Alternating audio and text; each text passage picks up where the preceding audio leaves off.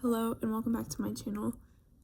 Today I kind of wanted to talk about, I think, a part of Roblox in the community that is very detrimental to the youth, and I think is definitely been getting more attention and has been policed more, but I still think it's important to bring to the forefront of discussion for most people. So without further ado, we're going to be discussing the condo game genre of Roblox. And I will warn that this video does mention predatory behavior towards children and grooming. So if that is not something that you want to hear about, I totally understand, and I am warning that this will be included in the video. Thank you. Also, really quickly before we start, this is me from editing, and I just wanted to throw out that evidently I am obviously not going to show clips of these games, so I'm actually instead going to be showing clips of me exploring Meep City for the first time in a couple years, and it was just, yeah, you can really tell that it's from like 2018, but I hope you enjoy. If you were to Google top 3 most popular children's video games, an uncontested trio of answers would appear. If you couldn't guess, these games include Fortnite, Minecraft, and, as mentioned in the intro, Roblox. Now, for a game so centered around adhering to multiple age groups and being a key part of many childhoods, including my own, Roblox has a very dark history of exploitative and overly sexual games, all of which were easily accessed by young children. Today, we're going to take a look at the genre of Roblox games that do just that, widely referred to as the condos. Well, what makes a condo game? As true in the physical world, a condo usually refers to a luxury space similar to an apartment-style house. Within Roblox, condo games generate their name due to their surrounding environment, which works to emulate these luxury housing spaces. Early condo games seem to use templates of penthouses, mansions, and anything of the like, taking after their non-sexual versions of these virtual hangouts on Roblox. In addition, these games could not be regularly accessed on the Roblox website, making them attempt to be more restrictive and private, like luxury condos.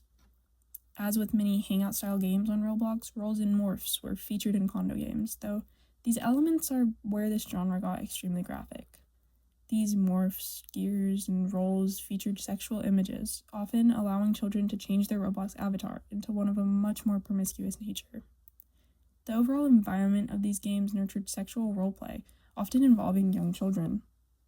If you're still a bit confused on what I'm talking about, picture this. You joined a Discord server to make online friends in Roblox. The people you are talking to are a bit weird, but they send you a game and say everyone is going to hop on. Of course you want to be included.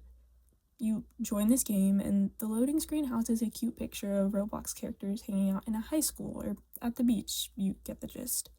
Anyways, as you finally load in, there are so many players. You didn't even realize a server could house this many, and to make it worse, many of them are naked with sexual chats above their heads. People interacting like this swarm the map, and you're so uncomfortable you just decide to leave. You just experienced a minute look into a condo game. As aforementioned, Roblox condo games are derived from virtual hangout spaces, and prior to the implementation of Roblox socialization games, many of these, quote, virtual hangout spaces were actually in fighting or building games. It wasn't until 2009 that the first notable Roblox virtual hangout game was created with the sole intent of socialization. This game was called Online Social Hangout. Now, Online Social Hangout was actually more of a trailer than a released game, but it did feature character customization and interaction, which really got the ball rolling for this new style of play. Two other extremely popular virtual hangout games in the mid to late 2010s were Boys and Girls Hangout and Meep City, which is honestly a game that could probably be covered in its own right.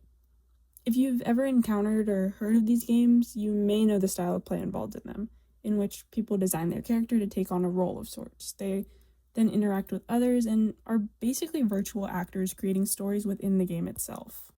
Moving back to condo games, because of the pretty vile themes associated with them, there isn't much information on the pioneer, so to say, in creating these games. But we do know they started being created in the 2010s and unfortunately gained popularity around 2017. So, a game style that started as a safer hangout area morphed into the predatory version of the condo games we now know. When looking at the features of a condo game, you may be struck with questions of how they bypassed safety features on the platform. And the truth is, they were made specifically to do just that. Condo games are often created under a multitude of names, IDs, game thumbnails, and rapidly rotate between new servers. The fast-paced change in these games allow them to easily navigate banning and moderation challenges. These games are also never, or very rarely, featured on Roblox discovery pages. They use outside links or services like Discord. In order to be introduced to the condo games, people are often preyed upon and heavily pushed into joining through outside links. On top of this, as briefly mentioned within the history of these games, the creators strive for anonymity. They change accounts and usernames extremely often to avoid confrontation. These games are often hid behind these innocent titles and images to deceive both admins and players across Roblox. While Roblox does tend to ban and remove these games within an hour of creation, the strength of the network allows them to easily rebuild their systems, making it detrimental for children or anyone involved.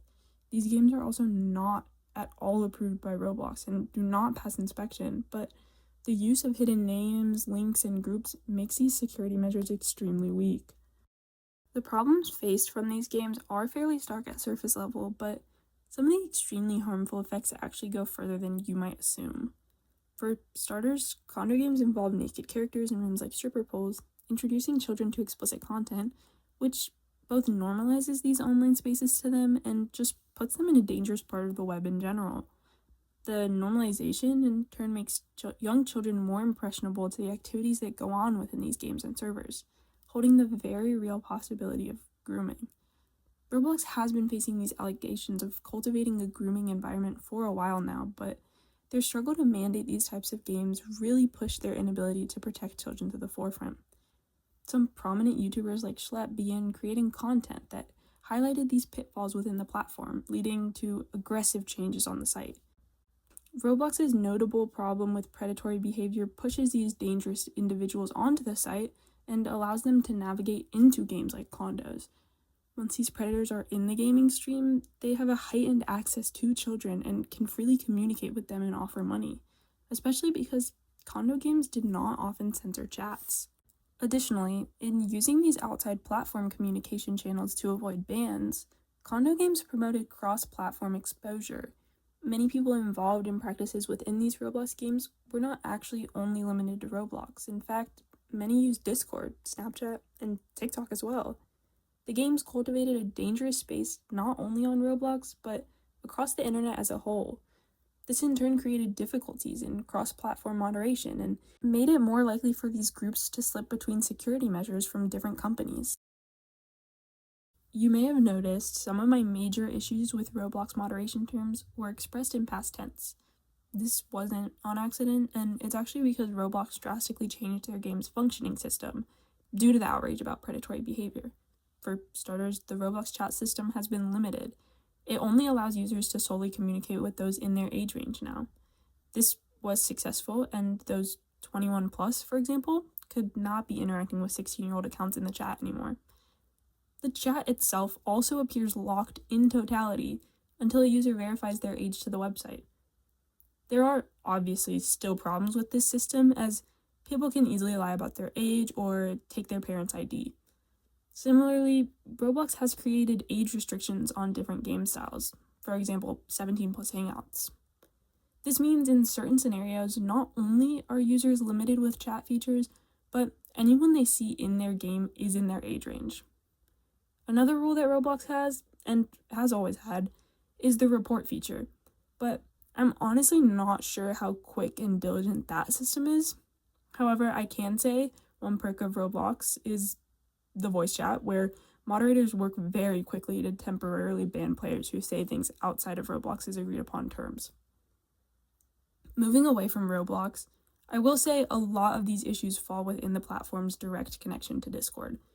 Regardless of if Roblox tags chats or other app names, people have historically found ways to bypass the system and easily move to Discord, a platform without chat regulation.